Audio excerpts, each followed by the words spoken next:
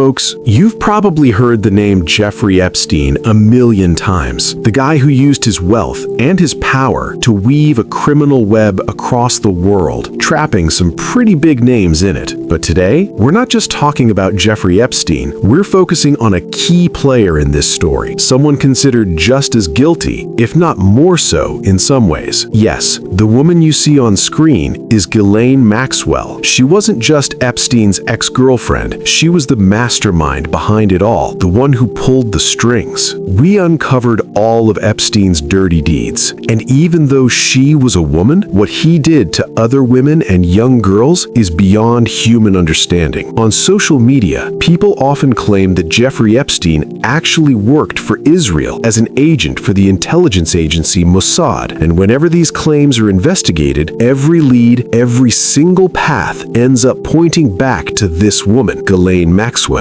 So what is her connection to Israel? What was her father's real relationship with Mossad? A man so influential he was buried on the Mount of Olives with the honors of a state hero. And how did Ghislaine, a woman born into a media empire, work her way into the inner circles of the world's wealthy elite? The truth might be darker than you think. He managed to trap everyone in his web. And in today's video, we'll reveal the cold, hard facts behind it all. Viewers, to understand Israel's connection in this entire story, it is crucial to know about Ghislaine Maxwell's life and, more importantly, her father's. Why? Because the link between Epstein and Israel doesn't start with Epstein. It starts with Robert Maxwell. Ghislaine Maxwell was born in France in 1961. Her father, Robert Maxwell, was one of the most powerful men in the United Kingdom. He didn't just have money, he had influence. He owned a massive publishing empire, and he even held a seat as a member of the British Parliament. On the surface, he was a titan of industry, but underneath, the story gets much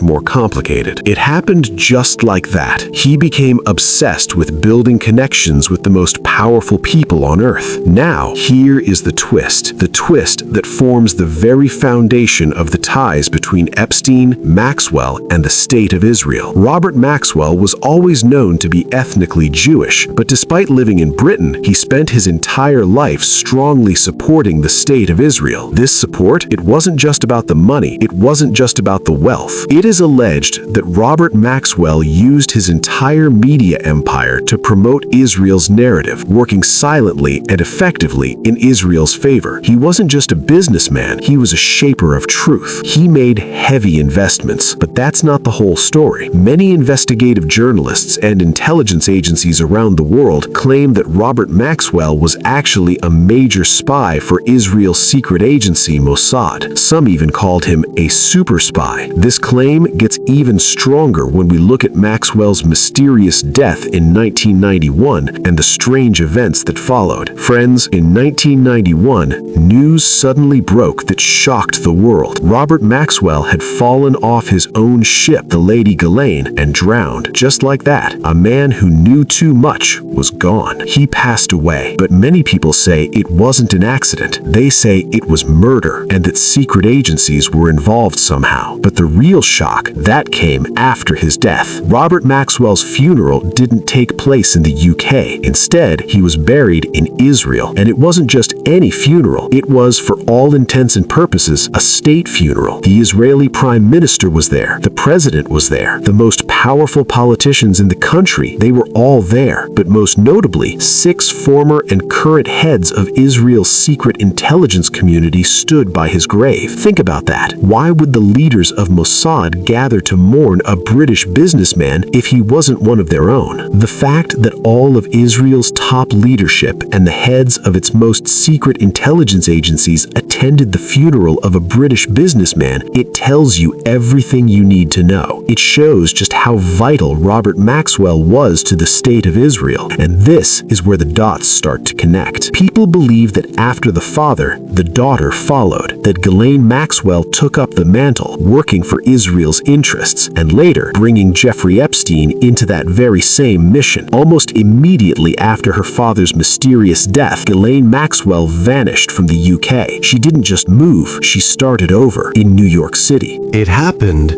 just like that. As soon as she arrived, she stepped right back into her old elite lifestyle. And it was during this time that she met Jeffrey Epstein. Back then, Epstein wasn't notorious yet. He was a man of mystery. But for Ghislaine, money was never an issue. She didn't just move to New York. She bought an expensive, high-profile mansion right near Donald Trump's residence. From that very house, the two of them began their work. They started trapping the richest, most influential people in the world into their web. Make no mistake, they weren't just friends. They were equal partners in every sense of the word. Their method was simple, yet devastating. They knew that powerful people, no matter who they were, all had a weakness. The names involved, they were the titans of the world. Politicians like Clinton, royals like Prince Andrew, or business tycoons like Bill Gates. All of them were befriended. They were invited to private, exclusive gatherings,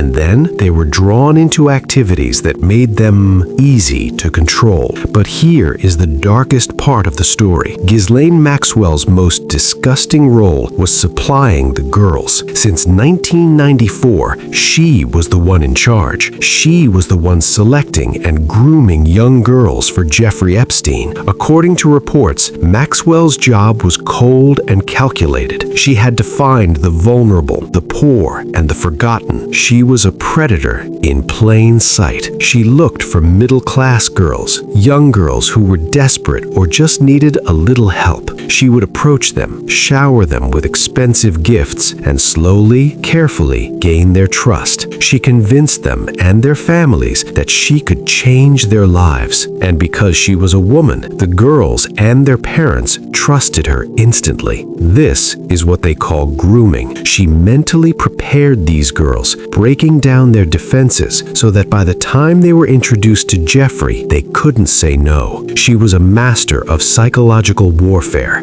making these innocent girls feel like what was happening to them was normal, or even worse, that it was their fault. She made them believe this was totally normal and actually good for their careers. Viewers, their whole setup ran like a well-organized business. Most of these girls were trapped through their own school or college friends. It was a cycle. They were told there was a bungalow on Palm Beach where you could make $200 just for giving a massage. For girls from poor families, that was a huge amount of money. But once a girl walked through those doors, she was slowly, systematically pushed into worse things. And it didn't stop there. These girls were then tempted with a dark promise. If they brought along another friend, they would get even more money. It wasn't just a crime, it was a recruitment machine. They used to get a commission for it. Think about that. It was like a pyramid scheme of human suffering, a network where the victims themselves were forced to bring in more victims. And all the strings, every single thread of this web was in the hands of Ghislaine Maxwell. When a girl was taken to Epstein for the first time, Maxwell was often right there. She was the friendly face. She was there to make the girl feel safe because there was another woman in the room, but in reality, she was an accomplice to the crime. This went on for years of systematic abuse. When the police finally investigated the case for the first time in 2005, they noticed a pattern that was impossible to ignore. All the affected girls were young and they were poor. They were the ones who couldn't fight back.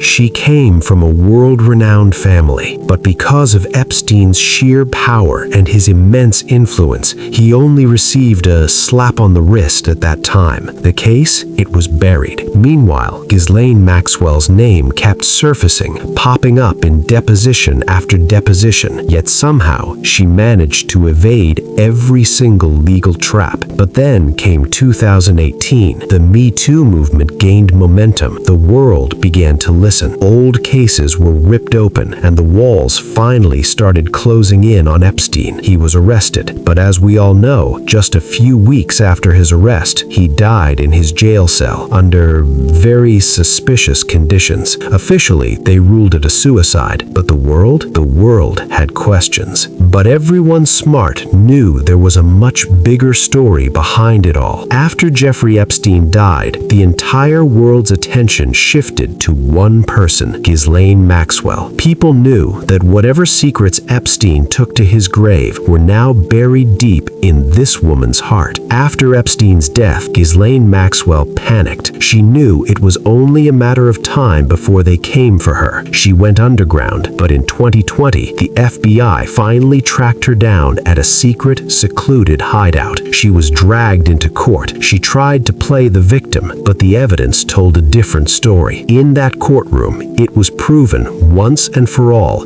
that she wasn't just Epstein's innocent partner. In fact, she was the architect. She was deliberately involved in the trafficking of underage girls and their horrific exploitation. In 2022, justice arrived. She was sentenced to 20 years in prison, a sentence she is serving to this very day. But what do you think? Do you believe that all of this, every dark detail, was part of a much larger international conspiracy? Or was it just two people with too much power? Be sure to share your thoughts in the comments below. We need to hear your perspective. If you found this information helpful, please like and share this video. Help us bring the truth out of the shadows. God willing, I'll be back soon with a new story to share with you. Take care of yourselves, and God bless.